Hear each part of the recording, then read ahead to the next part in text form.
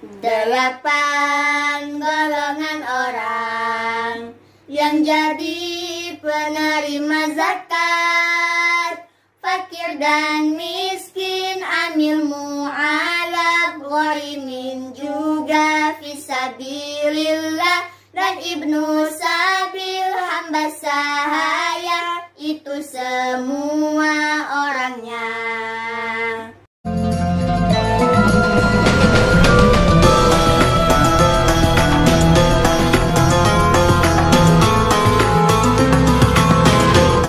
Assalamualaikum warahmatullahi wabarakatuh.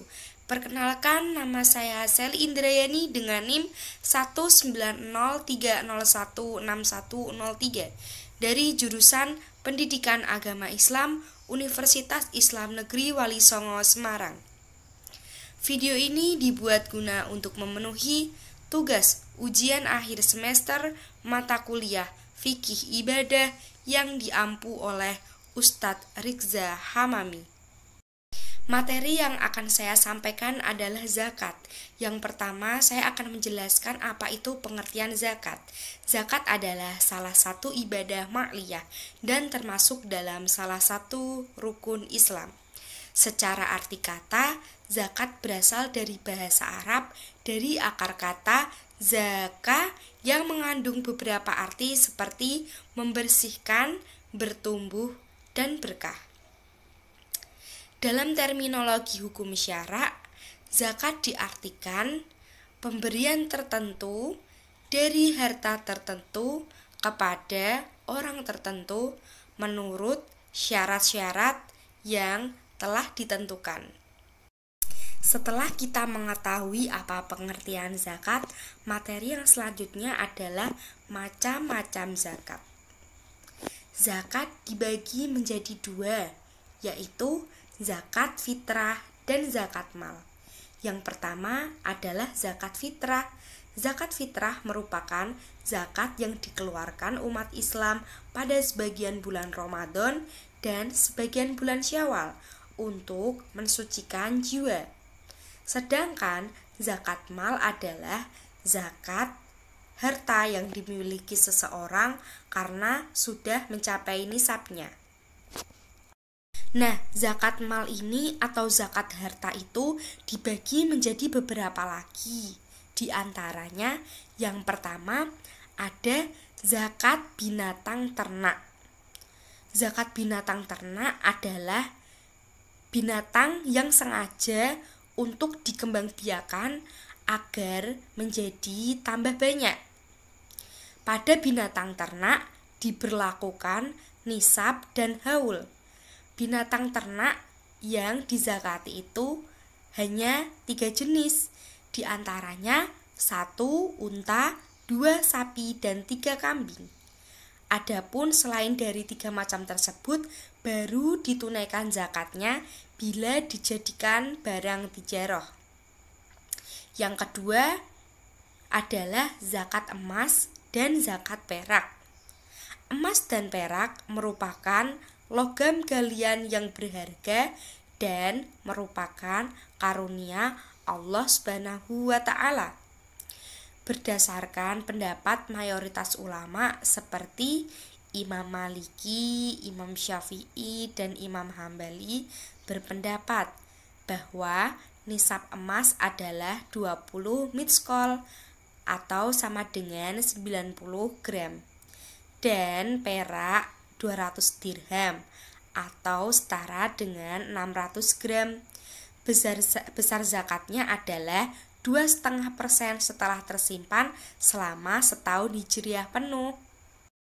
Yang ketiga adalah zakat barang dagangan atau tijarah. Zakat perdagangan atau perniagaan adalah zakat yang dikeluarkan atas kepemilikan harta yang diperuntukkan untuk jual beli. Zakat ini dikenakan kepada perniagaan yang diusahakan baik secara perseorangan maupun perserikatan seperti CV, PT, dan koperasi.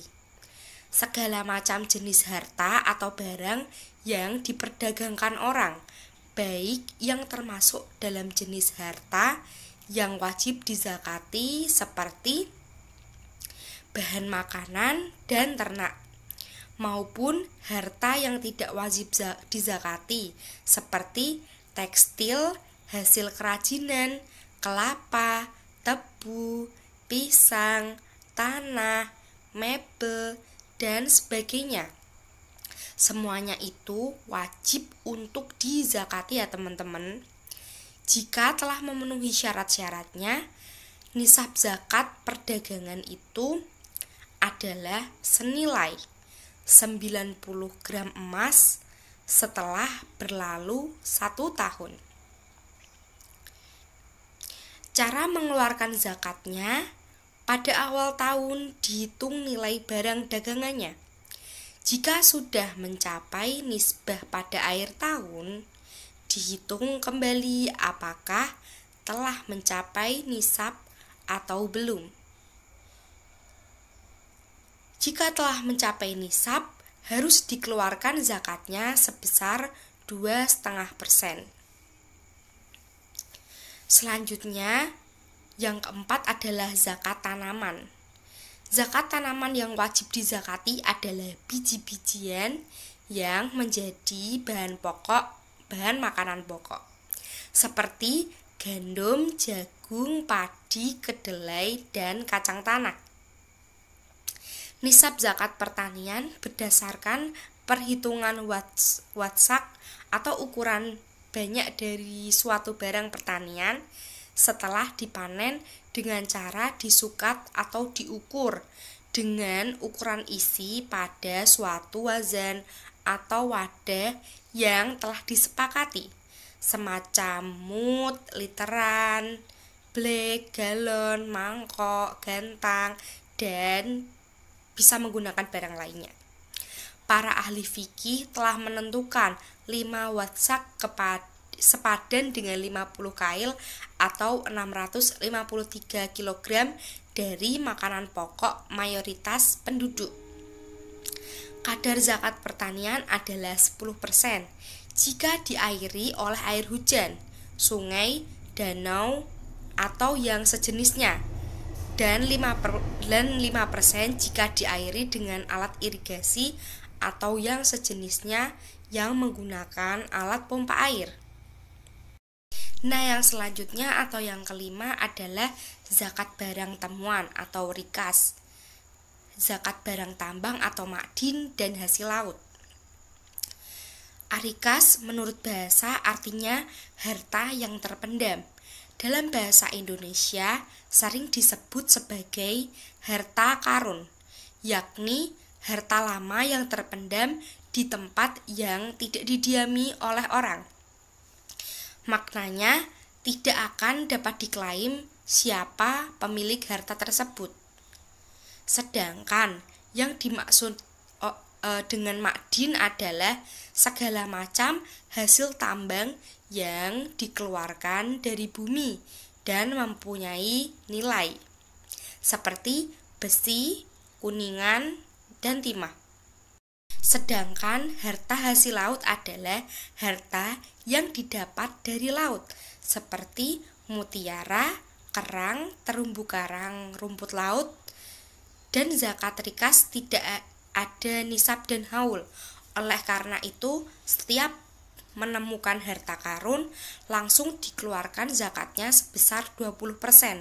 Sedangkan untuk zakat ma'din nisabnya adalah senilai 90 gram emas dan kadarnya 2,5%. Untuk zakat hasil laut kadarnya sebesar 20% atau 5% sesuai kesulitan untuk mendapatkannya. Yang terakhir adalah zakat profesi.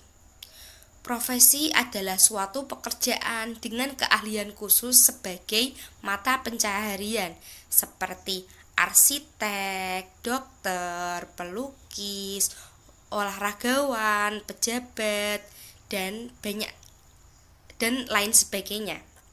Zakat profesi adalah zakat yang dikenakan pada tiap pekerjaan yang penghasilannya telah memenuhi nisab, yaitu jika penghasilan yang mereka terima selama 1 tahun lebih dari senilai 90 gram emas dan zakatnya dikeluarkan setelah berlalu 1 tahun sebesar 2,5% setelah dikurangi kebutuhan pokok. Demikianlah penghasilan itu jika diukur dengan syarat nisab emas. Akan tetapi bila diukur dengan hasil tanaman, maka syarat wajib zakatnya tidak setahun lamanya, tetapi hanya pada waktu panen atau menerima pendapatan itu, dan zakatnya pun tidak 2,5%, tetapi hanya 5-10% saja. Selanjutnya adalah golongan penerima zakat. Setelah kita mengetahui tentang syarat apa yang harus membuat kita harus berzakat, selanjutnya saya akan menjelaskan apa saja kriteria penerima zakat. Penerima zakat ada 8 golongan, yaitu yang pertama adalah fakir. Fakir ialah orang-orang yang memiliki harta namun sangat sedikit. Orang-orang ini tak memiliki penghasilan sehingga jarang bisa memenuhi kebutuhan sehari-hari dengan baik. Yang kedua adalah miskin. Di atas fakir ada orang-orang yang disebut dengan miskin. Mereka adalah orang-orang yang memiliki harta namun juga sangat sedikit. Penghasilannya sehari-hari hanya cukup untuk memenuhi kebutuhan makan, minum, dan tidak lebih dari itu. Yang ketiga adalah amil. Mereka adalah orang-orang yang mengurus zakat, mulai dari penerimaan zakat hingga menyalurkannya kepada orang-orang yang membutuhkan. Yang keempat adalah mu'alaf. Orang yang baru masuk Islam atau mu'alaf juga menjadi golongan yang berhak menerima zakat. Hal ini bertujuan agar orang-orang semakin mantap meyakini Islam sebagai agamanya, Allah sebagai Tuhan dan Muhammad sebagai Rasulnya.